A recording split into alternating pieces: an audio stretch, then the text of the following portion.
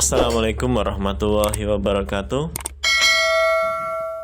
Kang Mas dan Mbak Yu kembali lagi di Lingsir Misteri. Kang Mas dan Mbak Yu, baiklah, pada video kali ini kita akan mengulas tentang ciri-ciri tumbal pesugihan. Susi dan Yani tewas dalam sebuah tanda merah di telapak tangannya. Kini tinggal Fandi dan ibunya yang tersisa. Siapa yang akan dijadikan tumbal berikutnya? Fandi tampak pucat menghadapi hari yang menegangkan. Ia selalu tertekan jika saat itu tiba. Resah karena ia mengetahui keberadaan keluarganya yang telah makan dan minum hasil dari pemujaan. Ayahnya pemuja setan dengan mempersembahkan nyawa demi setumpuk harta. Ayahnya mengambil jalan sesat, membuat batinnya terlalu tersiksa. Kini hari permintaan tumbal itu telah dekat. Itulah yang membuat Fandi menjadi resah. Keresahan Fandi memang sangat beralasan. Sudah banyak korban manusia yang telah dijadikan tumbal oleh ayahnya, yaitu termasuk kedua adiknya. Adik perempuan yang masih berusia belasan tahun. Fandi pun amat takut dirinya akan dijadikan tumbal oleh ayahnya di berikut harinya. Sementara di rumah itu kini hanya tinggal ibu dan dia yang tersisa. Mereka hanya menunggu waktu untuk jadi tumbal ayahnya. Celakanya Fandi tidak mungkin lari dari kenyataan tersebut. Di tengah lamunan Fandi, wajah Susi dan Yani adiknya melintas dalam ingatan. Wajah yang selalu menggoda dirinya bila sedang bercanda, benar-benar sangat menyiksa. Bayangan itu tidak mau pergi dari pelupuk matanya. Mereka terus membayangi sepanjang hari, seperti mengajak Fandi untuk ikut bersama mereka, atau menyuruh Fandi untuk menghentikan semua penyengsaraan tersebut. Masih terbayang dalam ingatan Fandi bagaimana kedua adiknya itu meninggal. Tapi hanya tanda merah yang menjadi bentuk seperti bola di kedua tapak tangan mereka, serta bercak-bercak merah di kulit tubuh mereka sebagai bukti kematian Susi dan Yani. Namun, kenapa kedua orang tuanya tidak merasa heran atas kepergian kedua adiknya yang berselang beberapa hari saja? Tuhan, apa sebenarnya yang terjadi menimpa keluarga kami? Lamunan Fandi pagi itu terhenti oleh derap kaki yang mendekatinya. Fandi langsung menoleh dan bertanya. Ternyata langkah kaki itu milik ibunya. Dengan membawa cangkir teh, Fitri mendekati Fandi yang menyambutnya dengan senyuman perlahan. Fitri, sebut saja namanya, sebagai ibu. Dia mengambil kursi dan duduk di hadapan dengan Fandi. "Kenapa pagi-pagi begini kamu melamun, nak? Tidak kuliah?" tegur ibunya. "Ataukah kamu sengaja berangkat sama sopir?" "Ayahmu baru saja pergi," sambungnya. Tegur sapa ibunya yang halus dan lembut membuat Fandi tergagap. Ia berusaha menyembunyikannya. Fandi tidak menjawab semua pertanyaan ibunya. Ia malah balik bertanya, "Bu, apakah perkebunan kita tidak mengalami perubahan? Kita sudah lama tidak menjenguknya." Bila ibu mau, Fandi ingin mengajak ibu ke sana. "Sekarang ada sesuatu hal yang ingin Fandi tanyakan," kata Fandi mengajak ibunya. Fandi memberanikan diri mengajak ibunya ke perkebunan dengan harapan dapat mengetahui apakah ibunya benar-benar belum mengetahui kalau ayahnya seorang pemuja setan. Tanpa diduga ibunya gembira sekali dengan ajakan Fandi tersebut. Ibunya sebenarnya sedikit was-was karena Fandi tidak biasanya mengajak ke perkebunan. Fandi lebih sering mengajak ibunya belanja ke toko untuk mencari sesuatu. Tapi akhirnya ibunya mengiyakan dengan ajakan anak sulungnya tersebut. Ia masuk ke dalam mobil dan mengeluarkan satu mobil dari garasi. Tidak lama kemudian berangkatlah mereka di perkebunan. Perjalanan yang memakan waktu hampir 1 jam tersebut membuat jantung Fandi berdebar-debar. Ia membayangkan wajah ibunya nanti bila ia menanyakan tentang keberadaan ayahnya. Reaksi seperti apa yang ditampakkan oleh ibunya? Setelah tiba di perkebunan, Fandi menggandeng tangan ibunya sambil mencari tempat untuk berteduh. Akhirnya mereka singgah di sebuah gubuk yang reot untuk mengobrol. Perlahan-lahan Fandi memegang jemari ibunya dan mencoba memberanikan diri untuk bertanya. "Sudah berapa lama perkebunan ini dimiliki oleh ayah, Bu?" tanya Fandi. Pada saat ayah membeli tanah ini, Fandi tidak mengetahuinya, padahal gaji ayah kan cuma pas-pasan. Tidak mungkin ayah memiliki uang sebanyak itu. Apakah mungkin gaji seorang pegawai asuransi bisa membeli perkebunan ini? Belum lagi ayah telah membeli kendaraan yang semua barangnya istimewa saat ini kita miliki, tanya Fandi. Ibunya pun terkejut mendengar pertanyaan yang diucapkan oleh Fandi. Ia hanya menatap kedua mata Fandi dengan tajam. Tidak lama kemudian ia berdesah. Kekhawatiran selama ini terbukti. Pertanyaan inilah yang selalu membuat dirinya resah sepanjang malam. Sebenarnya ibu telah lama menyimpan rahasia ini, tapi baru kali ini ibu membukanya. Bagus sekali kamu mengajak ibu ke sini. Kesempatan seperti inilah yang ibu tunggu-tunggu. Sekarang kamu sudah dewasa dan mampu berpikir mana yang baik dan mana yang buruk. Kamu dapat membedakannya, jawab ibu Fandi yang merasa senang anaknya telah mengetahuinya. Ibunya bicara sambil menahan perasaan yang tertekan. Betapa dirinya selama ini menyimpan rahasia suaminya di dalam batin.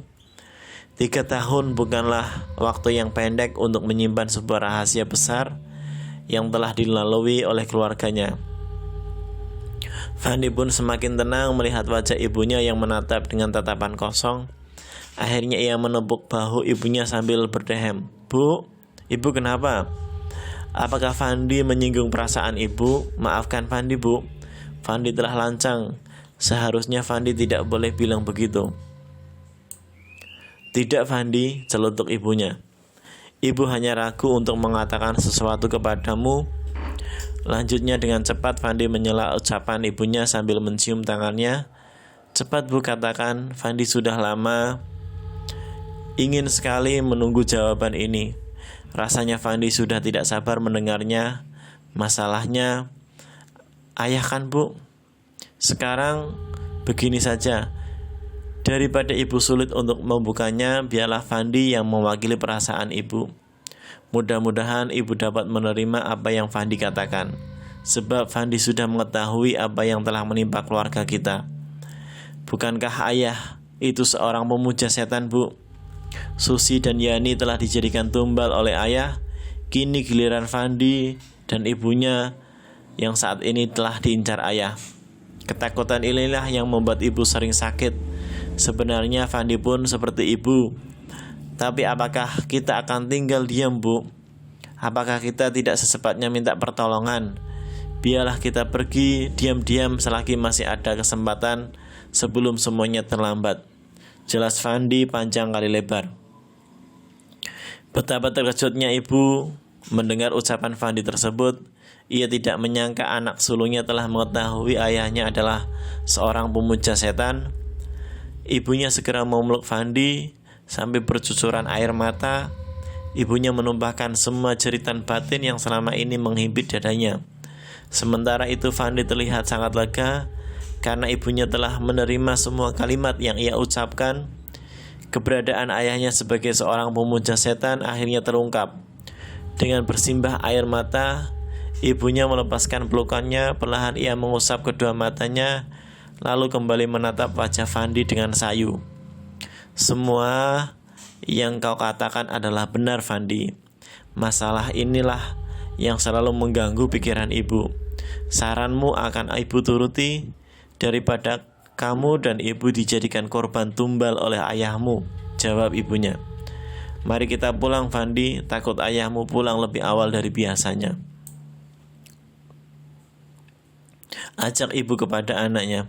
Sambil mengangguk, Fandi bergegas melangkah kakinya untuk menuju ke mobil, sementara ibunya mengikutinya dari belakang. Tanpa banyak bicara, Fandi langsung menstarter mobil dan segera untuk pulang. Sesampainya di rumah, ibunya menerobos masuk ke dalam rumah langsung berganti pakaian. Setelah itu ia segera beristirahat untuk meninggalkan jejak bahwa dirinya pulang dari bepergian. Sedangkan Fandi duduk di atas kursi sambil membaca koran. Dalam hatinya berkecamuk rencana yang telah disepakati dengan ibunya. Tidak lama kemudian ayah Fandi tiba-tiba pulang. Mendengar suara suaminya, ibunya pun pura-pura tidur, sementara Fandi merasa bersyukur karena ayahnya tidak mengetahui bahwa ibu dan ia pulang dari perkebunan. Malam nampak cerah, purnama bersinar dengan terangnya. Fandi dicekam rasa ketakutan yang menyaksikan bulan purnama saat itu. Hatinya pun gelisah, siapakah yang akan dijadikan tumbal oleh ayah pada purnama ini? Keringat Fandi mengucur deras membasahi kemeja yang ia kenakan. Ia beranjak dari ranjangnya. Fandi mengkhawatirkan keadaan ibunya. Perasaan gelisah seperti ini akan terjadi sesuatu yang terjadi kepada ibunya. Fandi bergegas mendatangi kamar ibunya dan langsung mengetuk pintu kamar. "Bu, ibu. Ini Fandi, bu. Tolong bukakan pintunya, bu. Fandi mau bicara." "Apakah ibu tidak sholat isya dulu?" Lama Fandi menunggu, tapi tak satu pun pertanyaan dijawab. Akhirnya ia mengintip melalui lubang kunci. Tiba-tiba Fandi berteriak nyaring memanggil ayahnya. "Ayah, ayah, tolong ibu, ayah!" teriak Fandi. Kemudian ayahnya menghampiri Fandi sambil bertanya, "Ada apa, Fandi? Kenapa dengan ibu?" "Lihat ayah, pintu kamar terkunci dari dalam." Fandi memanggil-manggil ibu, tapi ia tidak menyahut. "Sepertinya ibu sedang sakit, ayah." Ayahnya pun panik. Ia segera mendobrak pintu tersebut bersama Fandi, lalu berlari masuk ke kamar. Fandi bersama ayahnya langsung menghampiri ranjang, melihat ibunya tergeletak lemas di atas tanah, di atas lantai, dan semua teriakan pun tak satu pun didengar oleh ibunya. "Ibu bangun, ibu bangun, ada apa ibu?" ucap ayahnya menangis sambil menjerit-jerit. Kemudian ayahnya berkata, "Fandi, ibumu sudah tiada. Ibu sudah menghadap Tuhan. Ini memang salah ayah, Fandi. Maafkan ayah." Ayah berbicara sambil meratap, ratapan yang sangat memilukan. Ia menangis bagi bayi yang baru lahir. Hatinya hancur atas kepergian ibunya yang telah jadikan tumbal oleh ayahnya. Isak tangis ayahnya terdengar sangat mengharukan, tapi Fandi merasa muak dengan sikap ayahnya. Mendadak Fandi marah. Ia sudah sekian lama memendam kebencian kepada ayahnya. Kebencian itu pun muncul akibat perlakuan ayahnya yang tega menjadikan kedua adiknya sebagai tumbal pesugihan. Apalagi kini ibunya tewas menyusul kedua adiknya. Ibunya telah menjadi korban atas pemujaan ayahnya. Ayahnya benar-benar tega berbuat seperti ini. "Kenapa ayah lakukan ini pada kami? Kami butuh kebahagiaan, kami tidak butuh harta. Beginikah jika ayah tidak percaya dengan adanya Tuhan?" Makian Fandi itu terdengar mengutuk terlalu pedas bagi ayahnya, namun ayahnya tidak sedikit pun membalas makian anak sulungnya tersebut.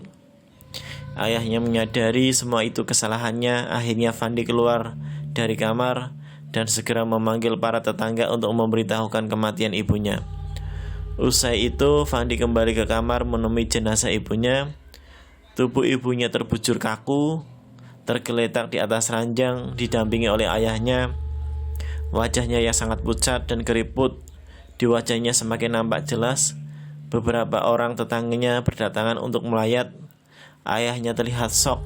Dia hanya termenung saat melihat tubuh istrinya dibopong keluar untuk dimandikan. Sementara itu Fandi mengiringnya dari belakang sambil melihat sebuah tanda yang sudah ia kenal. tanda-tanda yang menyebabkan kematian ibunya sama seperti apa yang terjadi pada kedua adiknya. Keesokan harinya ibunya telah dimandikan, jasadnya segera dimakamkan. Fandi dan ayahnya dan seluruh warga sekitar menghantarkan jasad Fitri, jasad ibunya ke pemakaman. Dari air mata Fandi dan ayahnya mengiringi kepergian ibunya hingga masuk ke liang kubur. Seselesai pemakaman, Fandi menampak shock dan frustasi. Semangat hidupnya kini sudah tiada lagi. Satu demi satu, orang-orang yang ia cintai telah pergi meninggalkannya. Untuk apalagi dirinya bertahan hidup, mungkin hanya untuk menunggu giliran dijadikan tumbal oleh ayahnya. Kegundahan hati Fandi yang terlihat nyata dapat dipahami oleh ayahnya. Perlahan ayahnya mendekati Fandi dan memeluknya sambil berkata, "Kau akan kemana, Fandi? Apakah kamu akan pergi meninggalkan ayah?" Ayah mengakui semua kesalahan ayah membuat ibu dan kedua adikmu itu pergi. Tolong dengar kata-kata ayah. Pada waktu itu ayah tergoda oleh harta, tapi semua itu ayah lakukan demi kehormatan keluarga kita yang selalu dihina karena hidup serba kekurangan. Ayahnya sungguh khilaf waktu itu dan ia tidak berpikir panjang. Sekarang tolong bantu ayah untuk menyelamatkan ayah. Ayah tidak ingin kau pun dijadikan tumbal bagi raja siluman itu. Kau harus selamat, biarlah ayah sendiri yang menanggung akibatnya. Hati Fandi pun terketuk juga oleh kata-kata ayahnya, walaupun ayahnya telah salah mengambil jalan. Tetapi ia tetap ayah kandungnya. Fandi pun segera keluar dari rumah tanpa mau disertai ayahnya. Fandi akan berusaha mencari solusi untuk bisa melindungi dirinya dan ayahnya. Fandi akan berusaha mencari solusi untuk menyelamatkan nyawanya. Dengan berat hati, perasaan yang tak karuan, Fandi melangkah, kakinya menembus udara bebas sambil terus berharap semoga nyawanya akan terbebas dari cengkeraman ratu pemilik harta. Terima kasih, semoga bermanfaat. Jangan lupa like, share, komen, dan subscribe.